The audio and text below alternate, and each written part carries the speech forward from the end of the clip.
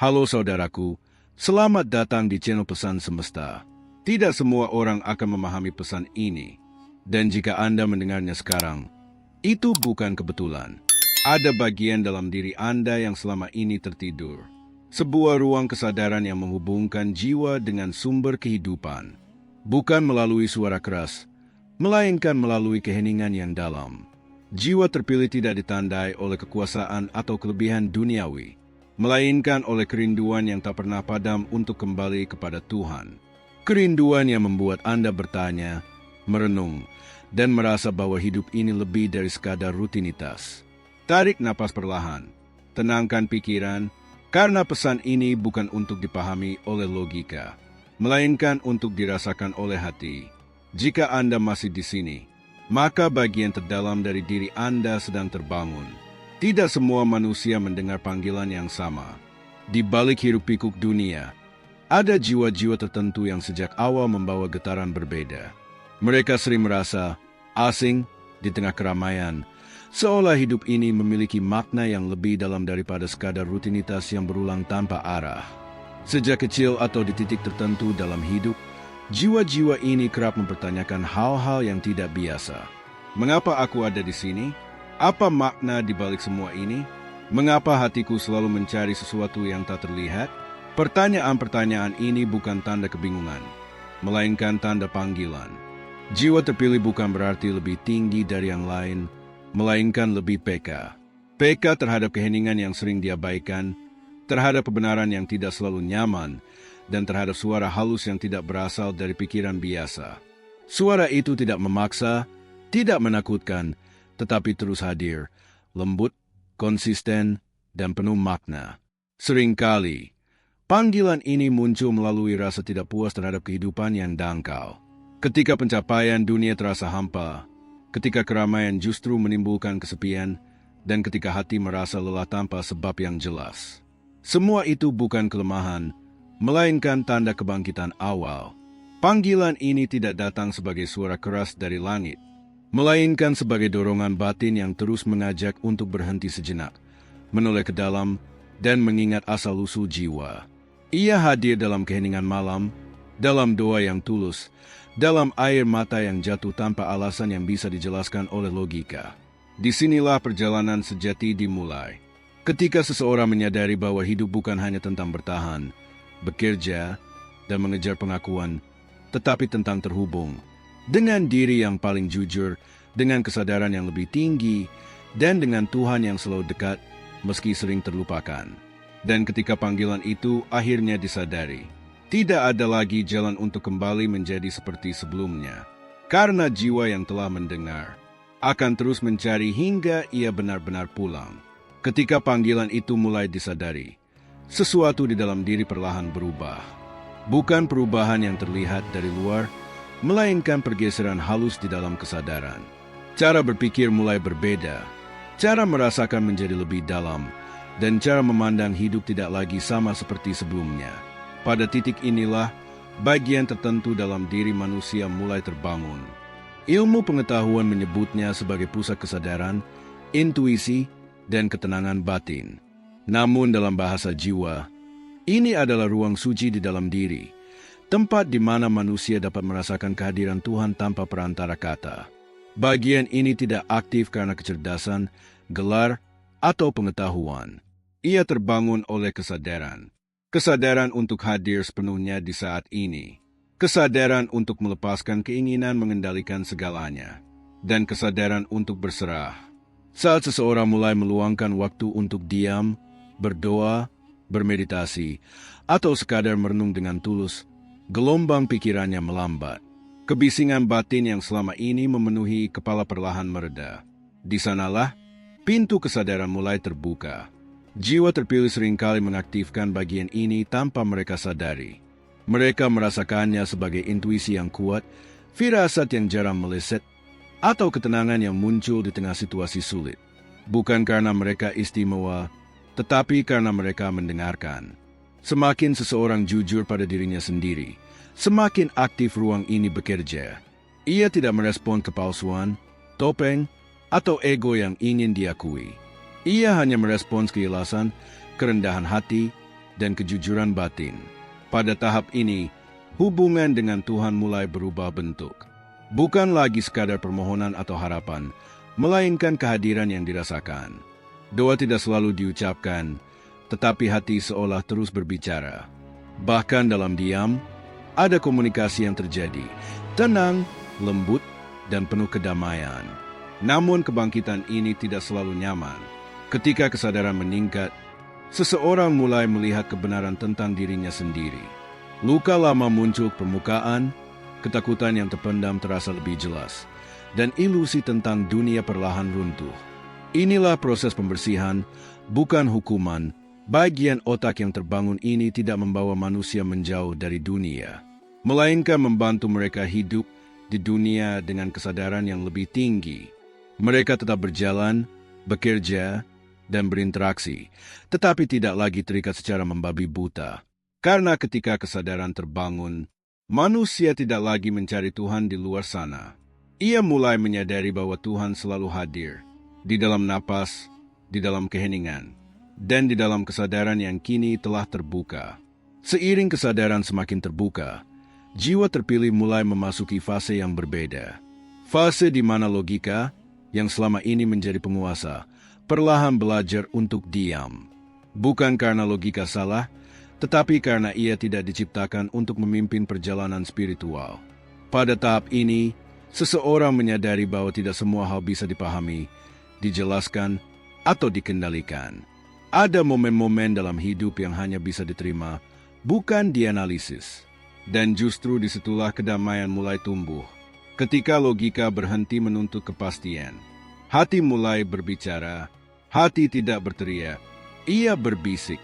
Namun bisikannya membawa kebenaran yang lebih dalam daripada ribuan pikiran yang saling bertabrakan. Jiwa terpilih belajar mendengarkan getaran ini, bukan dengan telinga, melainkan dengan kehadiran penuh. Di fase ini, seseorang sering mengalami perubahan batin yang halus namun nyata. Au lebih peka terhadap energi di sekitarnya. Au lebih cepat menyadari ketika sesuatu tidak selaras. Au dan lebih mudah merasakan kehadiran Tuhan dalam hal-hal sederhana. Keheningan menjadi sahabat. Bukan keheningan yang kosong, tetapi keheningan yang hidup. Dalam diam, ada rasa ditemani. Dalam kesendirian, ada kehangatan yang tidak bisa dijelaskan oleh kata-kata. Namun proses ini juga membawa ujian. Saat logika melemah, ego seringkali merasa terancam. Ia mencoba kembali menguasai dengan keraguan, rasa bersalah, atau ketakutan akan kehilangan kendali. Jiwa terpilih akan diuji. Apakah ia kembali kepada kebisingan lama, atau tetap tinggal dalam keheningan yang menumbuhkan? Mereka yang bertahan akan menyadari sesuatu yang penting. Bahwa Tuhan tidak selalu berbicara melalui jawaban, melainkan melalui rasa yakin yang tenang. Pada titik ini, doa tidak lagi hanya berupa permintaan. Ia menjadi dialog batin.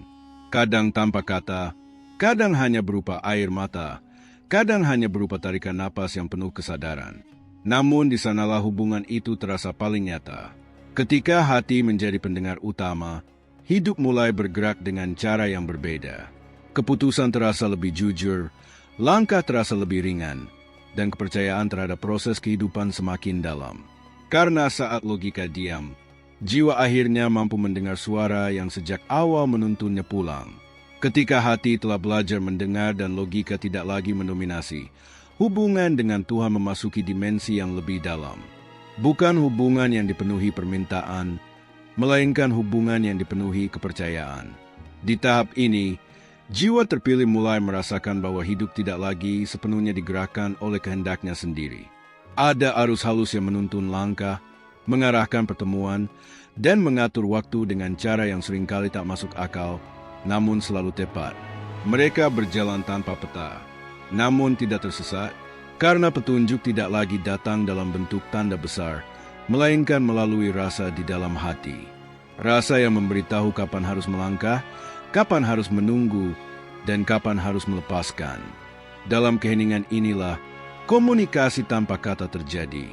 Tidak ada suara, tidak ada gambaran, namun ada keyakinan yang begitu kuat hingga keraguan tidak lagi memiliki ruang. Jiwa merasakan kehadiran Tuhan bukan sebagai konsep, melainkan sebagai pendamping yang nyata. Namun, bimbingan ini tidak selalu terasa nyaman. Seringkali, jiwa terpilih diarahkan untuk melewati jalan yang sepi, kehilangan yang menyakitkan, atau keputusan yang membuatnya berbeda dari kebanyakan orang. Disinilah kepercayaan diuji. Apakah ia tetap berserah meski tidak mengerti alasan di balik setiap peristiwa? Dalam proses ini, seseorang belajar bahwa tidak semua hal harus diperjuangkan. Ada hal-hal yang justru harus dilepaskan agar ruang bagi kehendak ilahi terbuka. Melepaskan harapan lama, identitas palsu, dan keterikatan yang selama ini dianggap sebagai bagian dari diri. Semakin seseorang berserah, semakin jelas arah itu terasa. Bukan arah menuju kekuasaan atau pengakuan, tetapi menuju kedalaman batin. Hidup terasa lebih sederhana, namun lebih bermakna. Masalah tetap ada, tetapi tidak lagi menguasai jiwa. Pada tahap ini, jiwa terpilih mulai memahami satu kebenaran penting, bahwa Tuhan tidak selalu mengubah keadaan, tetapi selalu menguatkan hati untuk melaluinya. Dan ketika bimbingan ini benar-benar diterima, hidup tidak lagi dijalani dengan ketakutan, melainkan dengan kepercayaan penuh bahwa setiap langkah, bahkan yang paling gelap sekalipun, adalah bagian dari jalan pulang. Setelah melalui keheningan, kebangkitan, dan bimbingan tanpa peta, jiwa terpilih akhirnya tiba pada pemahaman yang paling sederhana, namun paling dalam, bahwa tujuan akhir dari perjalanan ini bukanlah menjadi istimewa, melainkan menjadi selaras. Di tahap ini, tidak ada lagi dorongan untuk membuktikan apapun. Tidak ada kebutuhan untuk diakui, dipahami, atau diikuti. Jiwa menjadi ringan karena tidak lagi membawa beban ego yang ingin terlihat benar atau lebih tinggi. Justru dalam kerendahan hatilah cahaya itu muncul. Cahaya ini tidak menyilaukan. Ia tidak menuntut perhatian. Ia hadir secara alami, melalui ketulusan, melalui kehadiran yang menenangkan, dan melalui sikap yang penuh kasih terhadap sesama. Jiwa terpilih tidak berbicara banyak tentang Tuhan, namun cara hidupnya menjadi doa yang berjalan. Setiap tindakan kecil, mendengarkan dengan tulus, membantu tanpa pamrih, menerima tanpa menghakimi, menjadi bentuk ibadah yang hidup. Pada titik ini, seseorang menyadari bahwa hubungan dengan Tuhan bukan tentang menjauh dari dunia, tetapi tentang hadir sepenuhnya di dalamnya dengan kesadaran yang bersih. Dunia tetap berjalan, masalah tetap datang dan pergi, namun hati tidak lagi terguncang seperti sebelumnya. Ada kedamaian yang tidak bergantung pada keadaan. Ada keyakinan yang tidak memerlukan penjelasan. Dan di sanalah jiwa memahami satu kebenaran terakhir, bahwa Tuhan tidak pernah jauh. Manusialah yang sering lupa untuk diam dan mendengar. Kini, jiwa terpilih tidak lagi mencari cahaya di luar dirinya. Ia telah menjadi ruang tempat cahaya itu mengalir. Bukan untuk menerangi dirinya sendiri, tetapi untuk mengingatkan dunia bahwa di balik segala kebisingan, Tuhan selalu hadir dan jalan pulang selalu terbuka. Jika kata-kata ini terasa menyentuh sesuatu di dalam diri Anda, itu bukan karena kebetulan. Itu karena jiwa Anda mengingat sesuatu yang selama ini terlupakan. Anda tidak sedang mencari Tuhan. Tuhanlah yang memanggil Anda untuk kembali sadar. Tidak perlu terburu-buru, tidak perlu membandingkan perjalanan Anda dengan siapapun. Setiap jiwa memiliki waktunya sendiri untuk terbangun. Cukup diam sejenak, tarik napas dengan penuh kesadaran, dan izinkan hati Anda tetap terbuka. Karena ketika dunia menjadi terlalu bising, keheninganlah yang akan menuntun Anda pulang. Dan ingatlah, Anda tidak sendirian dalam perjalanan ini. Cahaya itu sudah ada di dalam diri Anda, menunggu untuk disadari dan diterima. Jika kamu merasa video ini bermanfaat, jangan lupa like, subscribe, dan aktifkan loncengnya. Terima kasih sudah meluangkan waktu. Sampai bertemu di pesan berikutnya.